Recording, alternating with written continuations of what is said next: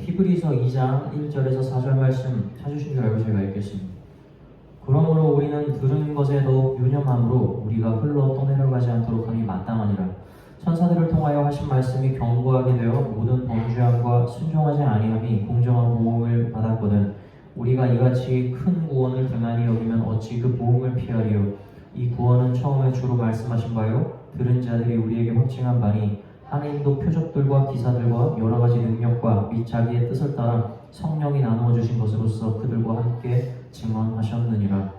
아멘.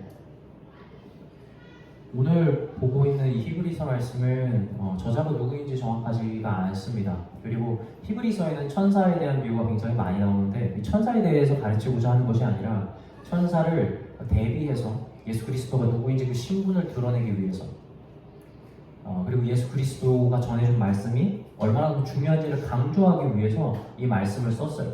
그래서 히브리서의 저자에게 보내고 싶은 메시지는 일단 첫째는 예수 그리스도가 누구인가를 분명하게 하는 그 신분을 정확하게 얘기해주고 싶다는 것이 첫 번째고, 두 번째는 그 당시 있을 가능성이 있었던 천사들을 숭배하거나 천사들이 전해준 말씀, 다시 말하면 구약의 율법을 더욱더 중요하게 생각하는 사람들에게 예수님의 말씀이 얼마나 더 중요하고 힘 있는가를 전하고자 하는 것이 바로 히브리서입니다.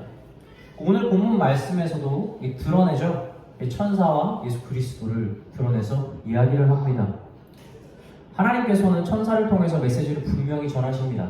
우리 과거의 구약에서의 단편적인 예를 봐도 알 수가 있죠. 아브라함과 롯, 우리가 이야기를 잘 알지만 이 두 사람 다 천사를 통해 메시지를 받지 않았습니까? 아브라함은 자신이 나이가 100세가 되었을 때에 아들을 낳을 것이라는 메시지를 들었습니다. 그렇죠? 롯은 너희가 지금 거하고 있는 소돔과 고모라가 곧 멸망할 것이니 너희는 거기서 도망쳐라라는 말씀을 들었어요. 뒤로 돌아보십니다. 이 아브라함이 하나님의 말씀을 들었을 때 하나님의 말씀을 믿음으로 받고 마음속에 품었습니다. 그런데 아브라함은 끝까지 기다리지는 못했어요. 그래서 중간에 이스마엘이라는 사람을 낳았고 결국 그것이 어떻게 됐습니까? 두 거대한 민족이 되어서 결국에는 전쟁이라는 응당한 보응을 받게 되었어요. 롯이 천사들의 말을 듣고 무시하지 않았습니다. 당장 가족들을 모아서 그 자리에서 도망을 칩니다. 그런데 그 아내가 다시 뒤를 돌아보게 되었어요. 그리고 나서 그 아내의 몸이 소금 기둥이 되어져 버리는 그러한 응당한 보응을 받게 된 거죠. 오늘 말씀 2절 한번 다시 읽겠습니다. 천사들을 통하여 하신 말씀이 견고하게 되어 모든 범죄함과 순종하지 아니함이 공정한 보응을 받았거든. 이처럼 하나님께서 전한 말씀이에요. 이 천사를 통해서 하나님께서 하신 말씀을 순종하지 않으면 어떻게 됩니까? 그에 합당한 응당한 보응이라는 것이 따르는 겁니다. 그러나 오늘 성경은 이걸 얘기해주고 싶은 게 아니에요. 천사를 통해서 우리가 그 말을 따라서 우리가 구원을 받게 됐을 때 그 구원은 얘들아 작은 구원이야 라는 걸 얘기를 하는 겁니다. 다시 말하면 진짜 말하고 싶은 건 오늘 3절 말씀이 한번 다시 읽어보겠습니다. 3절. 우리가 이같이 큰 구원을 등한히 여기면 어찌 그 보응을 피하리요. 이 구원은 처음에 주로 말씀하신 바요 들은 자들이 우리에게 확증한 바니. 지금 이 확증한 바 된 것이 무엇입니까? 바로 예수 그리스도를 통해서 전해진 말씀을 이야기를 하고 있는 거예요. 그렇다면 예수님을 통해서 전해진 그 구원은 큰 구원이다라고 얘기를 하고 있는 것이죠. 천사가 전해주는 말씀도 너희에게 구원을 일으키신 작은 구원이지만 얘들아 그럼에도 불구하고 너희는 예수님이 전해준 구원이 얼마나 큰데 그것을 등한시 하느냐라는 메시지죠. 구약에서 율법을 지키고 천사가 그때 당시에 전해주는 말씀을 그대로 따랐을 때 여러분 생명을 구원받는 은혜를 누립니다. 그러나 그것은 그 생명이 잠깐 구원받는 일시적인 작은 구원이에요. 그러나 예수님께서 전해준 복음을 듣는다는 건 무슨 말이죠? 그냥 그 당시에 나의 위기를 지나가고 내 생명을 구원받는다는 것이 아니라 내가 과거에 지었던 모든 죄와 앞으로 짓게 될 모든 죄까지 예수 그리스도를 통해서 단번에 씻김을 받고 영원한 생명을 얻게 된다는 구원을 말하는 겁니다. 그것이 바로 큰 구원이에요. 그렇다면 그 예수님께서 전해준 구원이 얼마나 큰 줄 안다면 여러분 그것을 얼마나 우리가 따라야겠느냐? 지금 히브리서는 그걸 말하고 있는 겁니다. 저는 오늘 히브리서에서 말하는 그 믿음을 지키는 일에 대해서 나누고자 해요. 근데 이것이 준비를 하다 보니까 이 세 가지가 있는데 분량이 너무 많다 보니까 저는 앞으로 3주 동안 이 세 가지를 한 가지씩 나누어서 보고자 합니다. 오늘 본문에 통해서 볼 수 있는 첫 번째 그것은 뭐냐면 바로 흘러 떠내려가지 않는 것이에요. 제가 2장 1절 다시 한번 읽겠습니다. 그러므로 우리는 들은 것에 더욱 유념함으로 우리가 흘러 떠내려가지 않도록 함이 마땅하니라. 흘러 떠내려간다는 건 지금 위치적으로 무엇을 얘기하면 어느 한 물 위에서 내려가고 있는 것을 묘사하는 말임을 우리가 알 수가 있어요. 떠내려가는 건 무슨 말입니까? 이게 그 떠내려가는 사람의 능력에 있는 것이 아니에요. 얘가 어떤 능력이 있든 어떻게 있든 어쨌든 지금 얘기하고 싶은 건 뭐냐면 이 히브리서의 기자가 그걸 계속해서 밀어내는 힘이 존재하고 있다는 걸 얘기해주고 있는 거예요. 쉽게 말할까요? 가만히 있으면 떠내려간다는 거예요. 그 힘이 있다는 거죠. 그러면 우리를 밀어내는 힘이 무엇입니까? 우리를 자꾸 떠내려가는 힘이 있다고요. 그게 뭡니까? 우리가 이걸 알기 위해서 우리의 죄성을 먼저 알아야 합니다. 사람은요, 이 태어나는 순간 죽음을 향해 달려갑니다. 여러분, 이거 선택이 아니에요. 인간이 처음 지어졌을 때 하나님께서 죽음을 설계하고 인간을 창조하지 않았습니다. 생명만 주셨어요. 그런데 인간이 잘못된 선택을 했고 하나님을 버리는 동시에 그 죽음이라고 하는 것이 인류에 찾아오게 된 겁니다. 다시 말하면 죄 때문에 죽음이 생긴 거예요. 그런데 그 죽음의 유전자가 그 대에서 끊기는 게 아니에요. 그 뒤로 나오는 모든 사람들도 전부 다 죽었습니다. 우리도 언젠가 죽습니다. 그렇게 태어나면 죽음을 향해 가는 거예요. 근데 문제는 이거예요. 이 죽음이 단순히 우리의 육신의 죽음에만 국한되는 게 아니라는 거예요. 육신에 따라오는 죄 때문에 우리의 몸이 죽는 것도 있지만 육신으로 죄를 사랑하는 그 마음까지 우리에게 유전이 되어서 우리는 가만히 두면 죄를 선택할 수밖에 없는 사람으로 태어나는 거예요. 죄를 사랑하게 되는 겁니다. 그래서 가만히 있으면 떠내려가는 거예요. 무엇으로? 사망으로. 그리고 죄를 했는 행위를 향해서 우리는 끊임없이 간다라는 겁니다. 이 본질을 우리는 알아야 해요. 비록 하나님께서 우리에게 마음의 율법을 주셨어요. 우리가 따라가는 양심에 선한 것이 있어가지고 이 선한 양심을 따라서 우리가 죄를 행하지 않을 기회를 틈타도록 하나님께서 주셨어요. 그런데 그것은 구원의 방편이 되지 않습니다. 양심이 가르쳐주는 것이 무엇입니까? 야, 너 죄 진짜 사랑한다. 이걸 가르쳐주는 거예요. 양심은 얘기해요. 힘든 사람 있으면 도구라고 얘기를 합니다. 그런데 양심이 얘기해주는 게 뭔지 아세요? 힘든 사람이 있어도 돕지 않으면 너의 본성이 있다는 걸 깨달은 겁니다. 왜 양심대로 안 살 수 있습니까? 원래 양심대로 안 살고자 하는 마음이 있는 거예요. 그래서 양심 지키는 게 힘든 겁니다. 사람들이 보지 않는 곳에서 선을 행하는 게 왜 그렇게 힘듭니까? 아무도 인정해주지 않는데 남을 돕는 게 왜 이렇게 힘들어요? 여러분, 양심이 알려주기만 하는 거예요. 너 봐. 옳은 줄 알면서 못하잖아. 누가 의인입니까? 이 세상 살면서? 양심대로 살면 의인입니까? 아니면 하나님 그런 거 안 봐요. 아무리 양심대로 선한 것을 지켜서 해갔다 할지라도 하나님 관심 없습니다. 내가 누군가를 사랑해서 선물을 주는 것과 내가 진짜 이 사람을 사랑하진 않지만 이 사람이 선물을 주는 것이 조금 더 옳다고 생각해서 선물을 주는 것, 여러분 겉으로 볼 때 똑같잖아요? 하나님은 그거 안 봐요. 뭐 보시는 줄 알아요? 얘는 사랑하는 애고 얘는 안 사랑하는 애만 보는 거예요.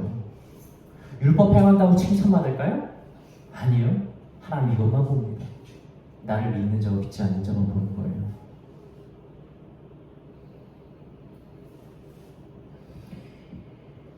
바울이 말하죠. 로마서 7장 22절에서 23절에서 이렇게 말합니다. 내 속 사람으로는 하나님의 법을 즐거워하되 내 지체 속에서 다른 한 법이 내 마음의 법과 싸워 내 지체 속에 있는 죄의 법으로 나를 사로잡는 것을 보는구나. 아무리 내가 하나님께로 돌아가고 다시 마음을 다잡고 해도 결국엔 내 마음을 사로잡는 내 육신, 내 죄성을 보는 겁니다. 바울이.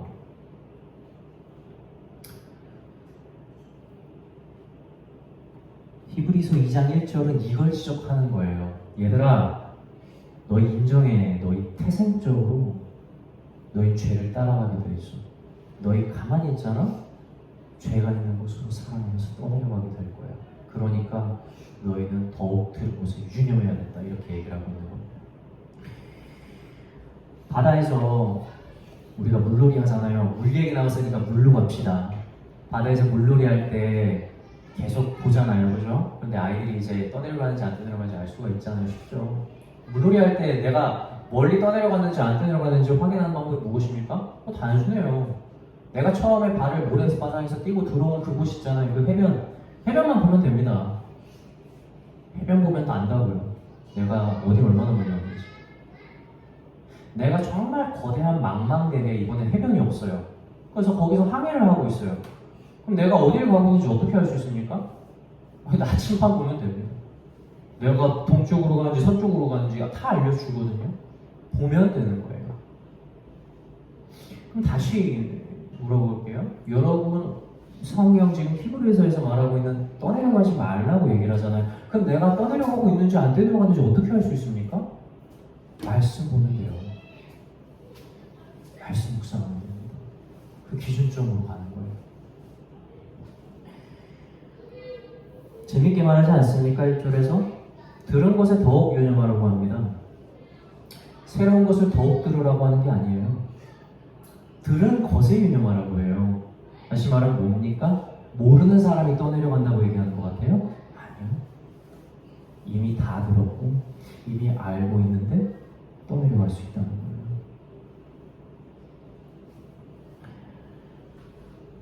사도시대 초대교회 때 마귀가 하는 일이 있었습니다. 그 일이 뭐랬습니까? 못하게 했어요. 뭐 못하게 했어요? 못 모이게 하고 말씀 못 전하게 하고 말씀 못 듣게 하는 거예요. 되게 물리적으로 막았어요. 그렇죠?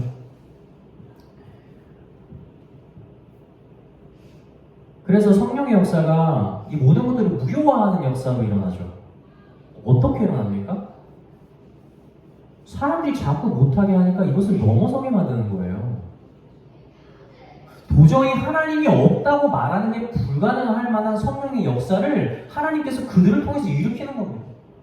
이 사람들이 성령 세례를 받고 나면 방언을 말하는 거예요. 천사의 말을 하게 되는 거예요. 자기한테 표준이 되는 거예요.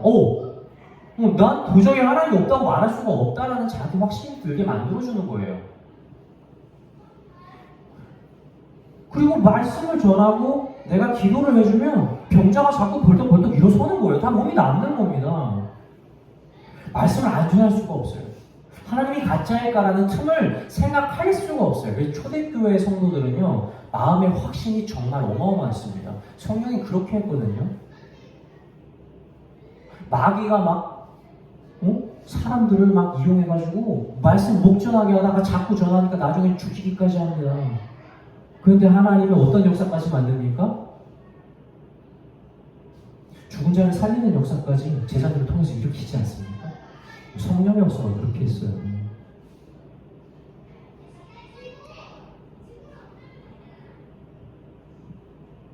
그렇게 성령의 역사가 커서 그러한 능력과 기적으로 그리스도인들을 완전히 격려하고 고무시켰던 역사가 있는 겁니다. 저거 한번 물어보고 싶습니다. 그렇다면 오늘날은 어떻습니까?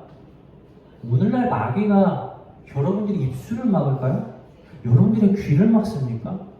여러분들이 교회에 오지 못하게 합니까? 여러분 이런 일 안 합니다. 제가 지금까지 사일교회 간판 열고 여기서 하면서 저 복음 못 전하게 한 사람 한 명도 못 봤어요.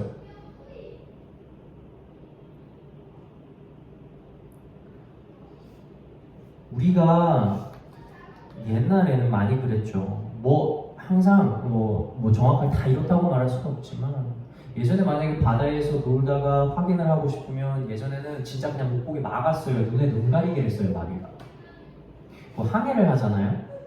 그러면 나침반이 못보게 빼앗았어요.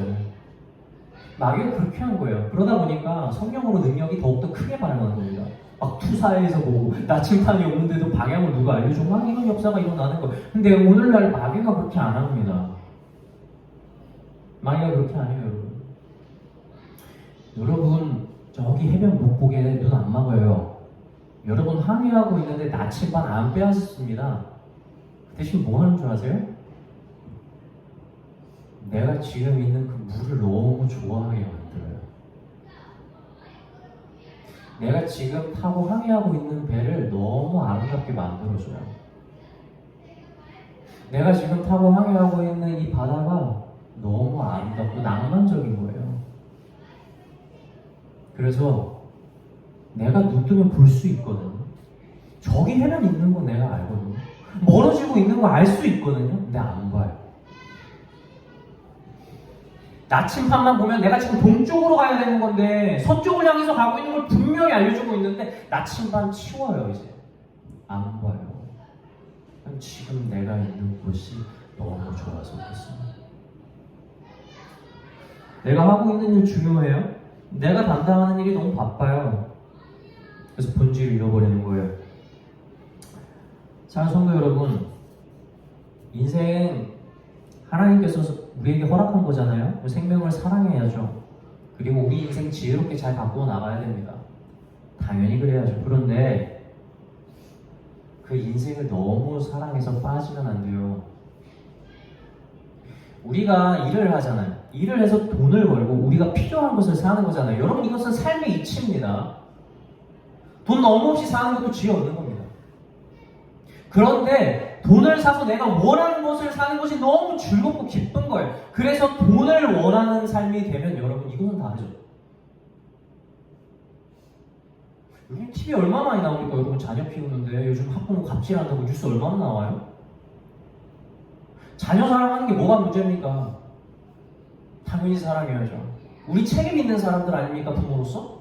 그런데 자녀를 너무 사랑해서 주변에 보이지 않는 거예요. 아니, 내 새끼가 원하지 않는 급식이 왜 나오는지 이해를 못해요, 부모가. 아니, 내 새끼가 별로 원하지 않는 좋은 일이랑 왜 이 활동을 해야 되는지 이해를 못하는 겁니다. 우리도 자녀한테 너무 빠지면 안 되는 거예요. 그렇게 인생을 너무 아름답게 여기는 거예요. 내가 있는 배가 너무 좋아. 막 여기서 다 할 수 있고 이게 너무 좋은 거예요. 여러분, 배는 수단인데 여러분 잠깐 가라고 여러분 태운 거예요. 여러분 100년 정도 사는 인생이잖아요. 100년 하길게 여러분 잠깐 맡긴 겁니다. 여러분 이 땅에서 있는 거 속지 마세요. 여러분 거 아니에요. 자꾸 우리 눈 돌아갈 때 많잖아요. 여러분 다 떠날 수 있어야 돼요. 우리 지금 해야 될 일 딱 하나입니다. 동쪽으로 항해하고 있는지 나침반 계속 보고 그쪽으로 쭉 밀어붙이는 거예요. 이게 우리에게 정해진 일이라고요. 군사가 하나님이 고용을 했어요. 전쟁을 벌이려고 고용을 했는데 이 군사가 자기가 하는 일에 관심이 없어. 이 자기가 가지고 있는 총기의 능력에 관심이 많고, 그리고 자기가 하루 세끼 먹는 밥에 관심이 많고, 자기가 군사로서 받는 봉급에 관심이 많아요. 막상 전쟁에 보냈더니 세상에 총도 못 쏴, 전략도 몰라, 아무것도 못하고 도망치는 군사예요. 여러분 누가 씁니까 이런 군사? 이런 군사 되지 말아야 돼요. 우리가 삶을 너무 사랑하는 순간 그게 눈에 안 들어오는 겁니다.